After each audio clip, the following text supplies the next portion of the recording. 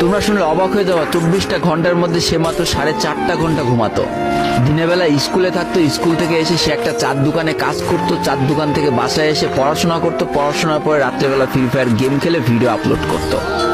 সৃষ্টিকর্তা হয়তো তাদের কষ্টটা দেখেছিল, তাই তার বেশি দিন কষ্ট করা লাগেনি। 4.5 মাসের মাথায় তার একটা ভিডিও ভাইরাল হয়ে যায়। ব্যাস, লাইফের মোড়টা এইখান থেকে ঘুরে গিয়েছিল। তোমরা সকলে জানো একটা ভিডিও ভাইরাল হলে আসলে কি হয়। সব জায়গায় তার নাম ছড়িয়ে যায়, মানুষ আস্তে আস্তে তার ভিডিও দেখতে শুরু করে, তাকে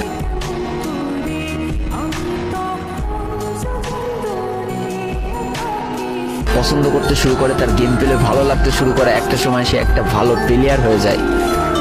আর সে জীবনে প্রথম পেমেন্ট পেয়েছিল 12,500 টাকার, যেখান থেকে 7,000 টাকার তার বাবার জন্য ওষুধ কিনে দিয়েছিল, আর বাকি টাকাটা তার আম্মুর হাতে তুলে দিয়েছিল। তারপর থেকে তার মাসিক বেতন কখনো ওই 12,000 টাকার থেকে কমেনি, বাড়তে বাড়তে বাড়তে বাড়তে একটা সময় তার মাসিক বেতন দাঁড়ায় 1 লাখ টাকা, যেটা ছিল তাদের পরিবারের জন্য অবিশ্বাস্য একটা ব্যাপার। যেই পরিবারটা না খাতে পেয়ে প্রায় মরার মতো অবস্থা হয়ে গিয়েছিল, সেই পরিবারটা আজকে কোথা থেকে কোথায় যে দাঁড়ালো। তবে সব থেকে মজার ব্যাপার কি জানো, এখন আর ফ্রি ফায়ার খেলতে দেখলে তার বাবা মা কিন্তু তাকে বকে না। তো দেখো, জীবনে খারাপ সময়গুলো চিরদিন স্থায়ী হয় না। খারাপ জীবন কাটিয়ে কিন্তু ভালো সময় আসে, অর্থাৎ তাদের পরিবার এখন ভালো সময় চলে এসেছে। তার বাবা আগে থেকে অনেক সুস্থ হয়ে গিয়েছে, এখন নিজে থেকে হাঁটাচলা করতে পারে, তাকে আর কাজ করে খেতে হয় না, তার মাকেও এখন আর কাজ করতে হয় না। এইদিকে সব থেকে বড় আনন্দের ব্যাপার কি জানো, ওই ছেলেটা তার পড়াশোনাটাও ঠিক রেখেছিল, অর্থাৎ এসএসসি পরীক্ষায় সে কিন্তু জিপিএ 5 পেয়ে উত্তীর্ণ হয়েছে।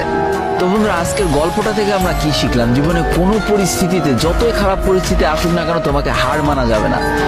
প্রথম যেদিন তার বাবা ফোনটা ধরে আসার মেয়ে ফোনটা ভেঙে দিয়েছিল, সেদিনই যদি সে হার মেনে যেত, তারপরের থেকে যদি সে আর কোনোদিনই ইউটিউবে ভিডিও না ছাড়তো, তাহলে সে আজকের এই পর্যন্ত পজিশনে পৌঁছাতে পারতো না। দারিদ্রতা বলো, না খেয়ে স্কুলে যাওয়া বলো, চার দোকানে কাজ করা বলো, বাবা মার অসহায় পরিস্থিতি বলো, কোনো কিছুই কিন্তু এই ছেলেটাকে দাবিয়ে রাখতে পারেনি। আর দিন শেষে যেই মানুষটা সর্বোচ্চ কষ্ট করে, সৃষ্টিকর্তা তার পুরস্কার নিজে হাতে করে দেয়, এটাই তার জলজান্ত একটা উদাহরণ। তো আজকের গল্পটা ইন্ডিয়ান একটা ভাই আমাকে পাঠিয়েছে, এবং তার নামটাও বলতে নিষেধ করে দিয়েছে, এই জন্য আর বলা হয়ে উঠলো না, সেই ইউটিউবারের নামটাও আর বলা হয়ে উঠলো না। এটাই ছিল জীবনকে পরিবর্তন করিয়ে দেওয়ার মতো একটা ছোট্ট গল্প। এই গল্প থেকে অনেক কিছু শেখার আছে।